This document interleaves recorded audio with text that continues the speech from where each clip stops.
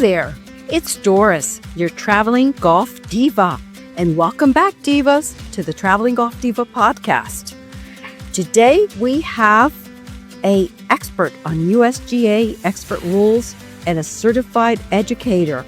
Everybody on my league, get ready because we're going to talk about rules. Hello, divas and gents, and welcome to the Traveling Golf Diva podcast, where golf meets travel, lifestyle, and unforgettable adventures.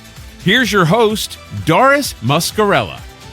And without further ado, I would like to introduce Marcela Smith. Welcome, Marcela, to the Traveling Golf Diva podcast. Thank you so much, Doris. It's great to be here. And Marcela, I was reading your background and I am so impressed with everything that you have done.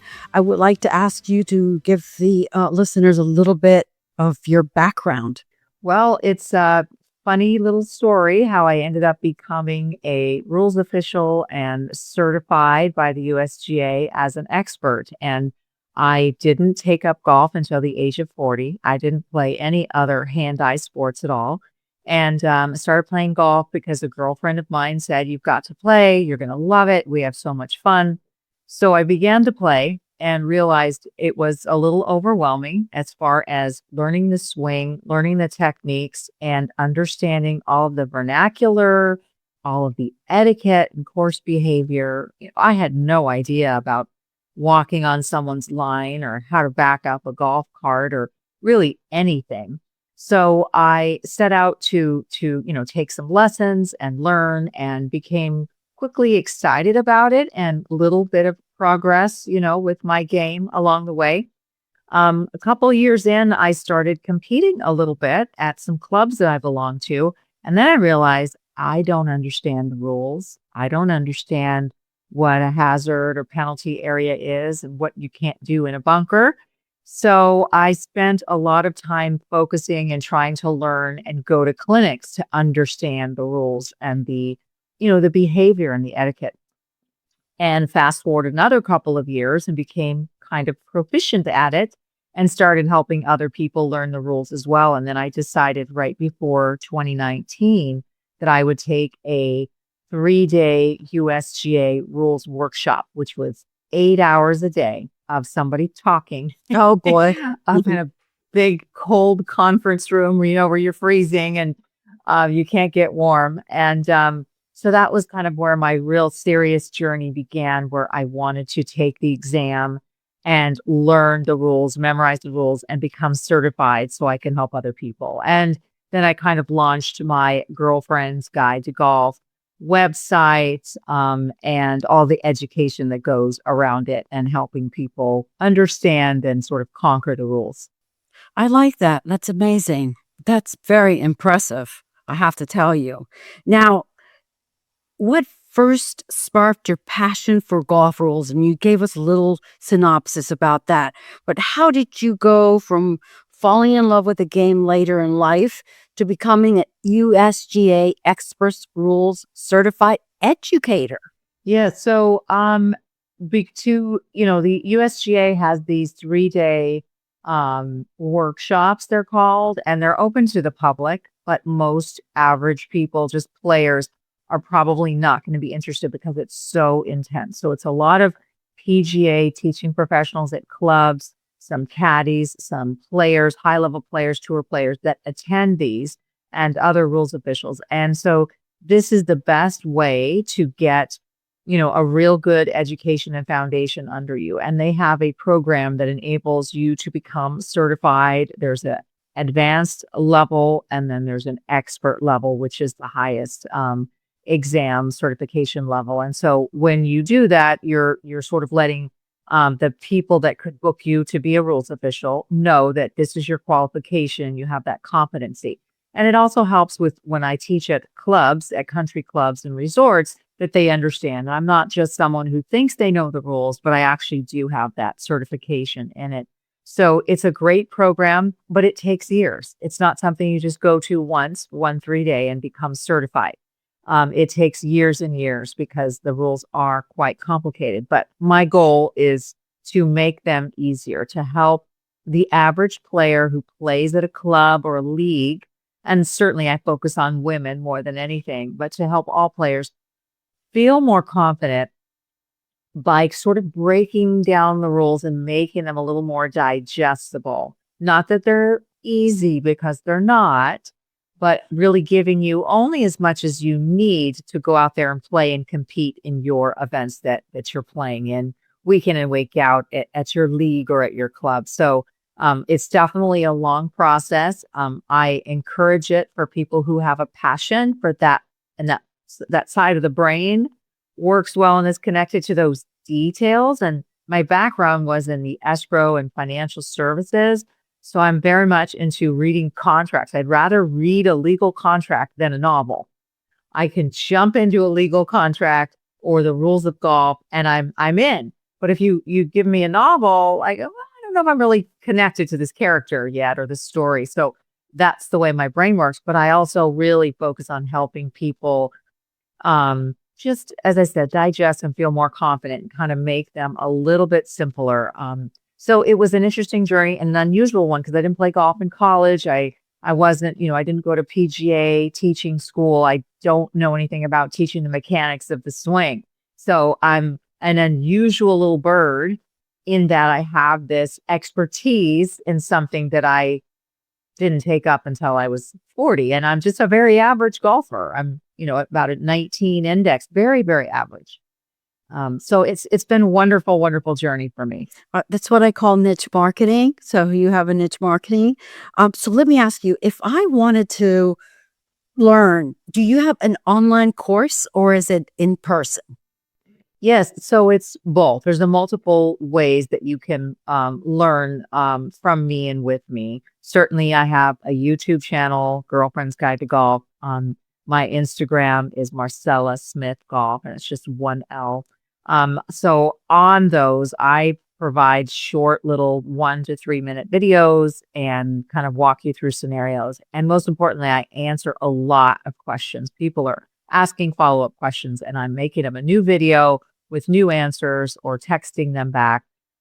So that's one way, but a structured way is to attend one of my events. I have a Girlfriends Golf experience that I hold all over the country, and I've actually taught in Scotland and Mexico as well, but I focus on the US and I teach these experiences on golf courses all over the country, and they are what we call experiential learning techniques. So they really get people hands-on. We lay down the foundation and then we go out to the course and you are hands-on with the back on the line options and lateral relief and understanding what an unplayable is and what your options are and how to drop from a cart path and all of those things.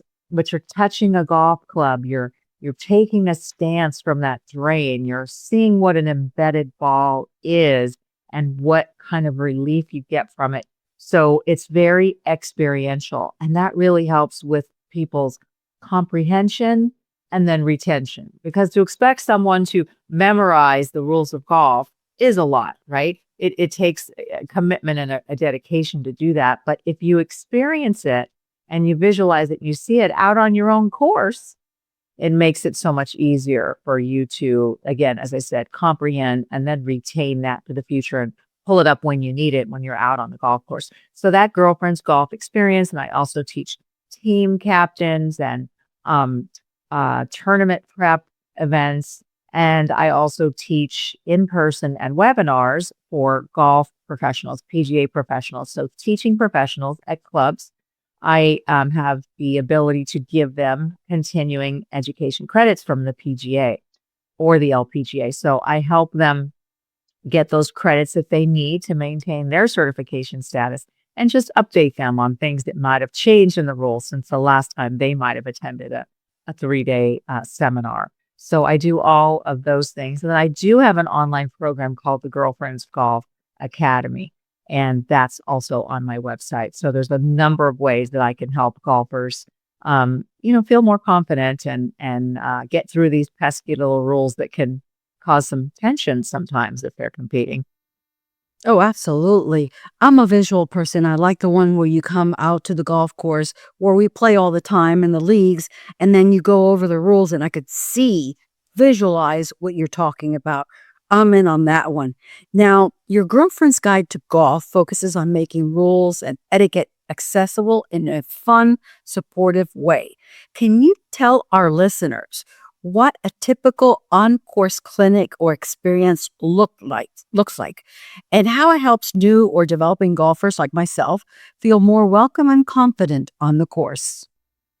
Yes. So if we're teaching a level 1 or a level 2, basically the level 1 is more that intro, a lot of foundation, a lot of etiquette and behavior, things that you want to be able to anticipate. It's the level 1 isn't deep into the rules. It is more about the overview and making sure you know what other players expect of you. Because as a new player, you want people to, we want to be liked. We want to be welcomed back. We don't want to do anything that is, improper, right? It's like having bad manners at a formal tea or a formal dinner, right? We want to make sure that we're following all those protocols. So much that we don't know as a new golfer. We didn't know we weren't supposed to comment and say good shot all the time, even maybe when it's not a good shot. I know. The player can get a little irritated. So it's more about that foundation to get you sort of in the game, that 101 that you need to make sure that you know how to get invited back and know how to be sort of in the mindset of that lower handicap, more experienced player. Not that you're going to be that overnight, because we can't get their skill level quickly either, but to understand where their mindset is so that we are blending in with them. We're keeping up with their pace. We're understanding what they need at different times, and we're prepared with the right clubs. We know when to jump out of the cart or when to drive the cart past the green when the person who was driving the cart has got to go to the bunker with their ball, right? Sure. And so understanding all those nuances that I didn't know when I started. How would I know any of that? There wasn't any way for me to learn that. So having sort of the cheat sheet and the little guidance to get you to understand all of those protocols, and then slowly talk about the rules and start building that foundation. And then that level 2, that full girlfriend's golf experience, we're inside with a really fun PowerPoint presentation with lots of fun graphics so that you can visualize what those holes look like and what those drops look like and where your stance is, etc. And then we go out, and we usually go out on the first hole of the golf course as the last tee time of the day. So we don't disrupt the tee sheet at all. And now we're talking, we go to the first tee and we talk about the teeing area and how big it is and how wide it is and all the things that can happen there that are okay. But if they happen somewhere else on the course, they're not. And then that provisional ball, and when you need to hit a provisional and when you can't hit a provisional. And so we kind of start going through that and then making our way down through to find an unplayable ball in a bush. And how are we all going to deal with that? And here, these 5 ladies will be in a group, and these 5 ladies will be in a group, and these 5 ladies, and we'll go, okay, well, what are you going to do if you want to take back on the line here from this ball in the bush? And they're going to work through how to do that. So that's what the experience is like. And then quite often the clubs will get a couple of vendors. They'll do a trunk show and a happy hour, and it really turns into a social event that you kind of don't want to miss, so it becomes a large, well-attended event that is important. And especially as your season begins, if you're playing seasonal golf, because you want to know that everybody's on the same page, right? The worst thing and the most important thing about playing any game, whether it's a card game or darts or whatever it is, hey, tell me what the rules are. Tell me what I need to know so we're all playing under the same rules and we all know what to expect. So having ladies play together week after week, they just need to know, hey, what is expected? Are we allowed to pick up if we're struggling, or when can we pick up? And what's a gimme, and are we allowed? Let's get all on the same page on that, right? Absolutely. Sometimes we focus more on the rules than the etiquette. And as you said, it's a combination of both. So that's really, really important. And, many golfers dread rules discussions because they seem overwhelmed or punitive, okay? When I'm playing with golf, we just sometimes go into these arguments What's one of the biggest misconceptions about the rules of golf that you love to debunk? And how do you make complex rules feel approachable and even empowering? Yeah, so I have a favorite rule that I call the Louis Vuitton rule. Okay. It's actually stroke and distance.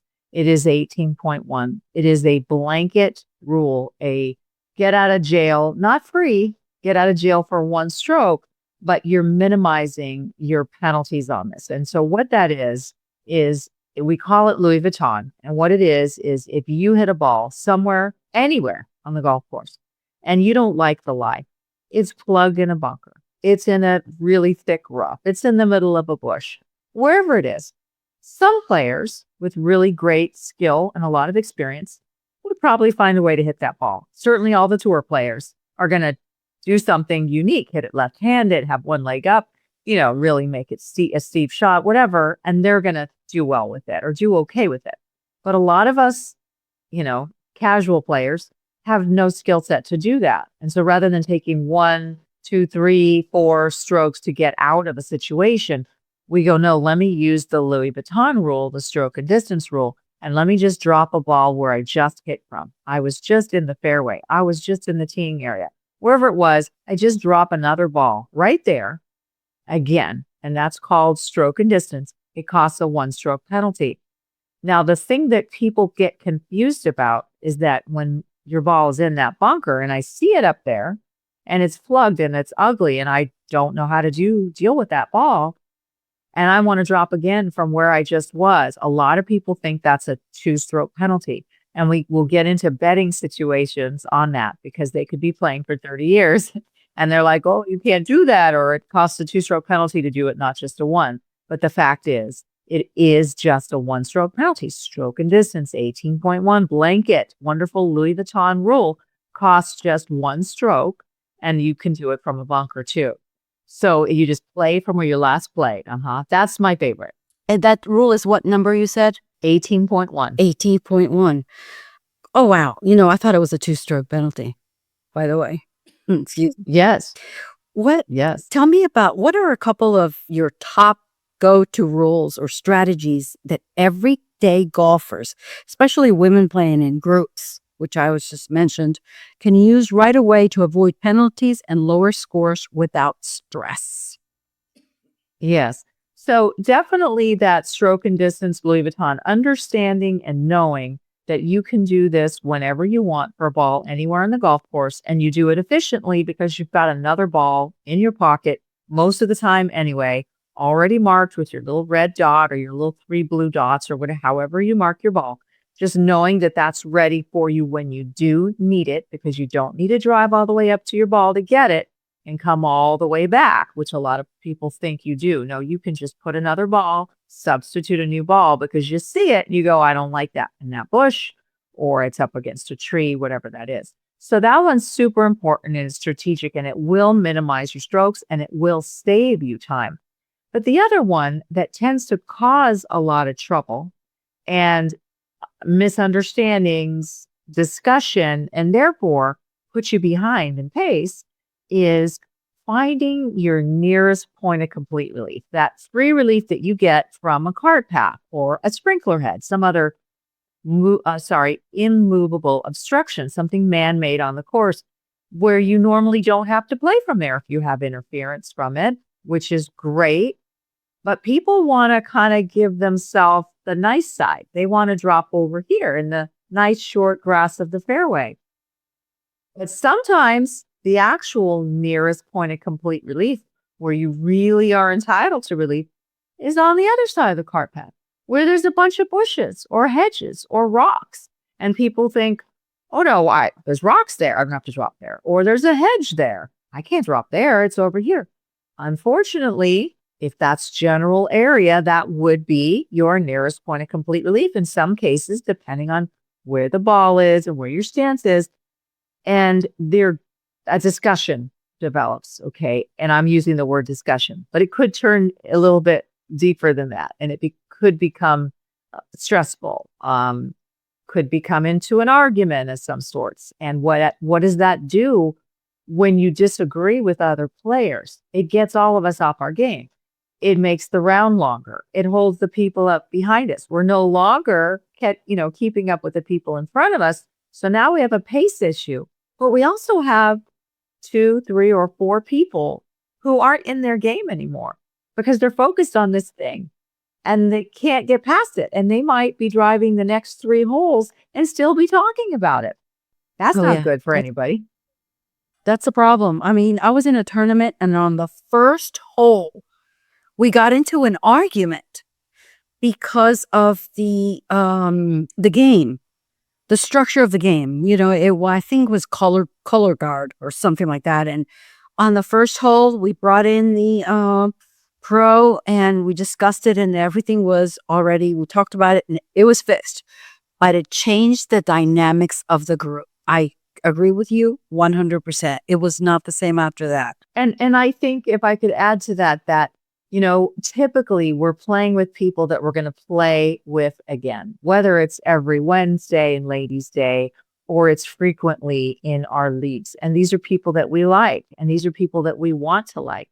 And so having the uncomfortable, stressful situations do not help you to enjoy week after week all of these fun, wonderful events, right? Whether it's couples golf or ladies golf, whatever it is, it can ruin or dampen the fun festivities.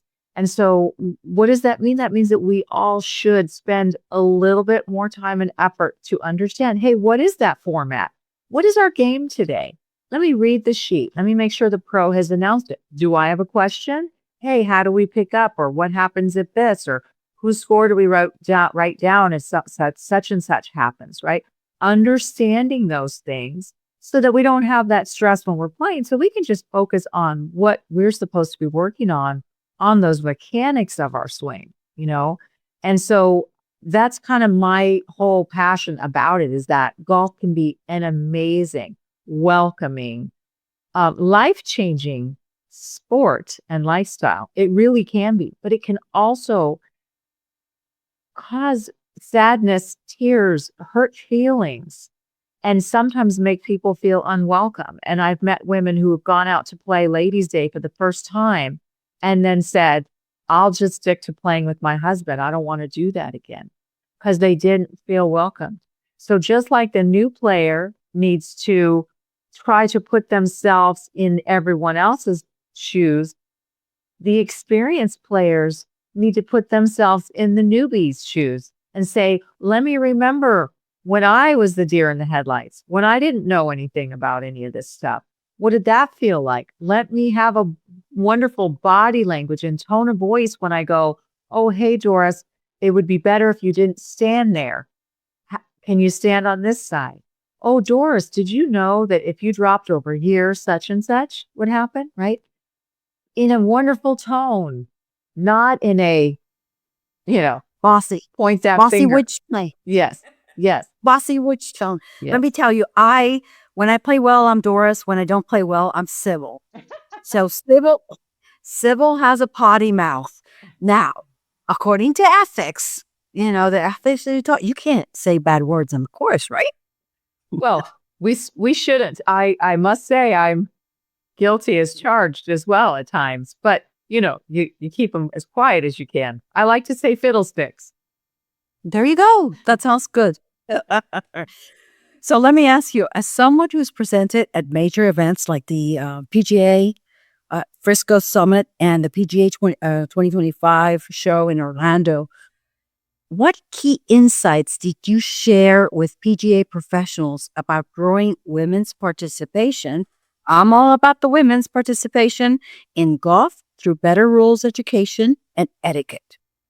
Yes. So I was thrilled to be able to participate in the educational programs that the PGA of America offers for their PGA professionals, and both in Orlando and Frisco. And because I have this unique expertise, and both times I did it, I co-hosted or co-taught with Dr. Shannon Reese, the sports psychologist that I partner with at some of our events called the More Confident Golf Experience that we do at country clubs as well, which is a very impactful fun event.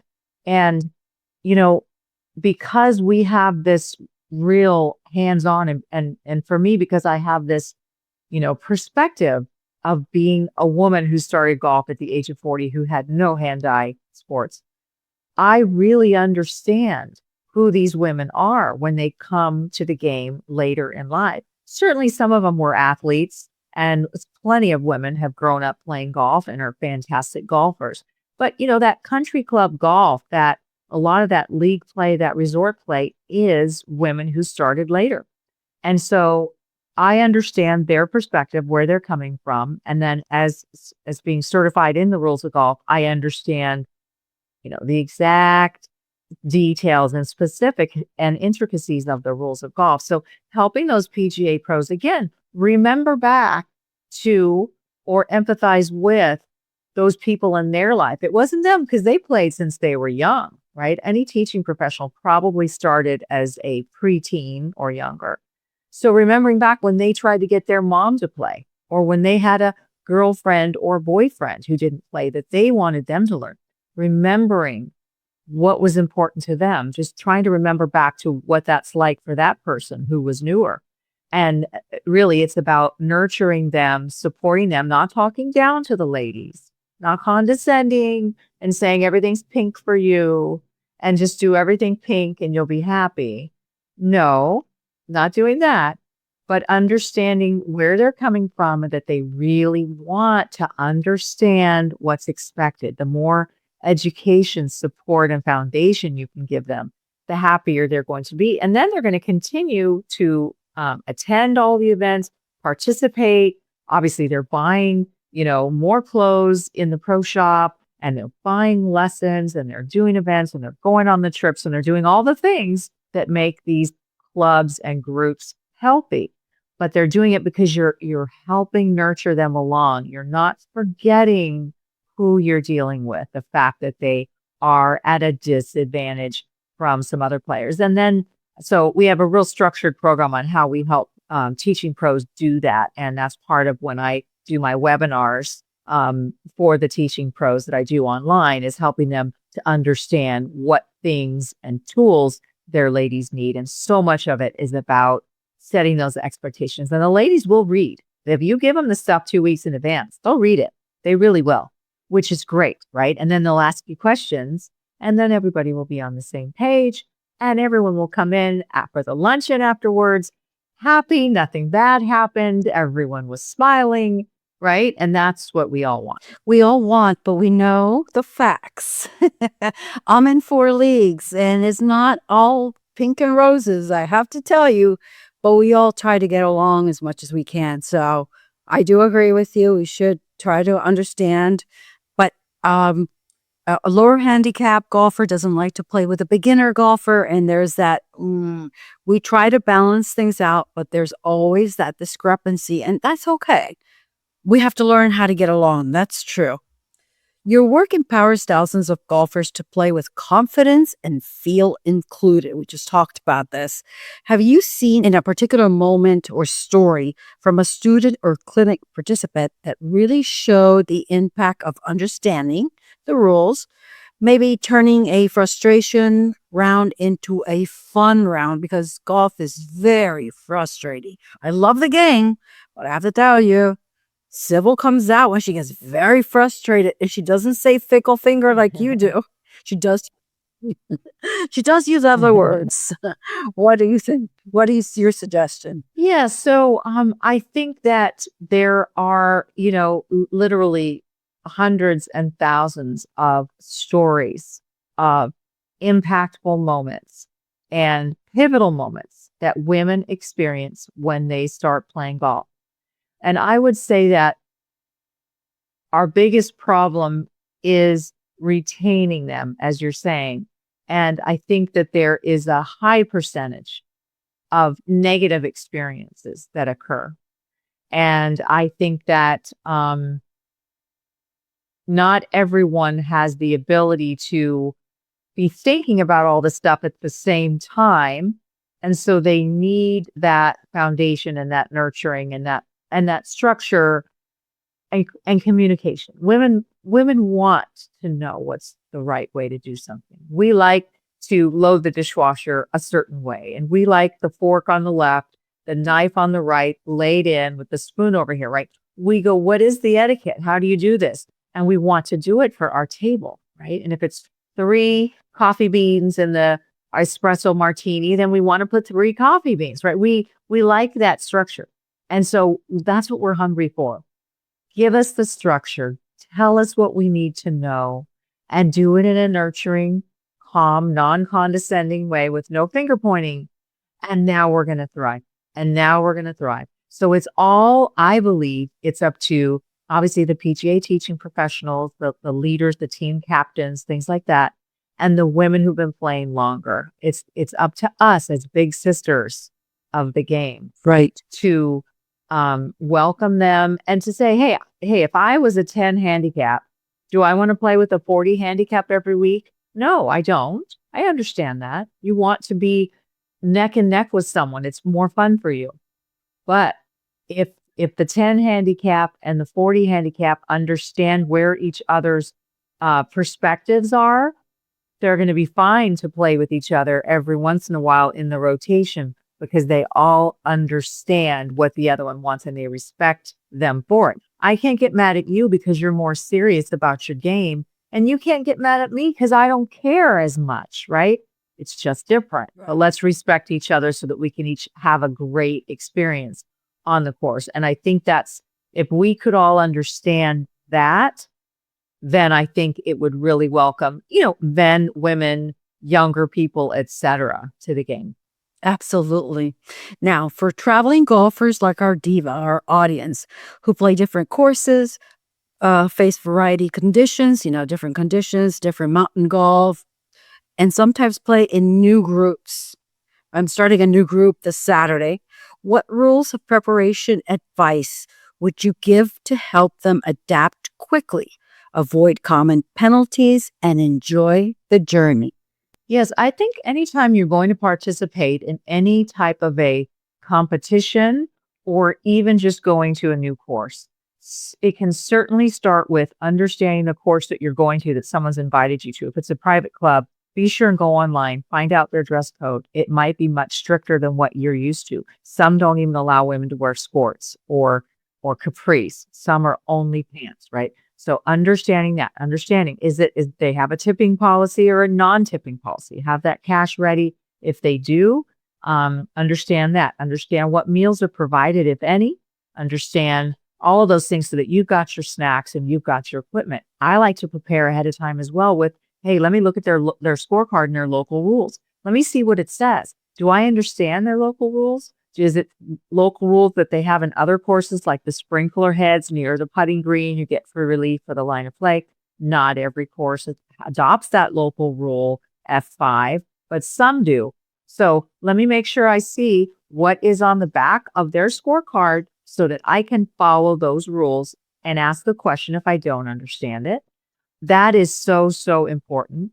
And then having all of my equipment ready, pre-mark my golf balls, whatever my one little blue dot or a pink heart, whatever it is I put on my balls, have the same balls, 2 sleeves of the same ball, and put all those marks, and then mark one of them differently for your provisional if needed.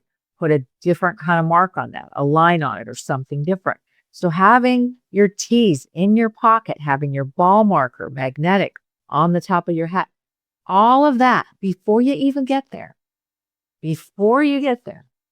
so that when you drive up and you're ready for the starter to say, hey, go on off, it's your turn, you're ready. There is no delay, because you can really hard to catch up if you start late or there's any delay in the first, second, and third hole. It's really hard to catch up. So prepared is so important. And a lot of that can start online or a phone call to someone. And then again, night before, laying out your outfit, if that's what you like, if you're going to wear matching colors or whatever, but certainly making sure all that equipment's in there.